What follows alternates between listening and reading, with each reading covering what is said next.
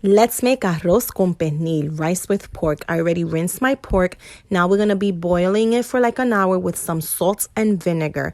Once it's done, we're going to remove the fat and we're going to remove that bone. We're going to preserve at least half a cup of that pork broth, which is important. Now we're going to put some oil to our caldero, sofrito, some sazon, some adobo, some garlic powder. This is all to your tasting. Onion powder. We're going to saute this for like a minute or so it can release the flavors. Then after that, we're going to add a can of tomato sauce, chicken bouillon. We're going to stir it well. And now we're going to add that pork broth. It's going to give it super, super flavor. Let's add our pork and we're going to stir. Now, I like adding a can of beans. It just gives it that touch. It tastes absolutely delicious.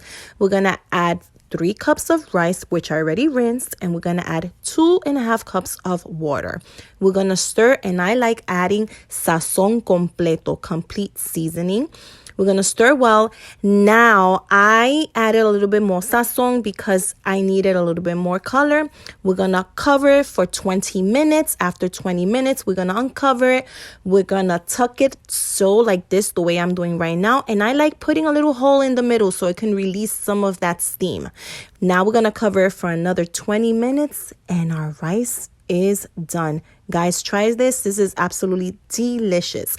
I like serving it with a little bit of marinated tomatoes, which I'll give you that recipe soon. Let's taste.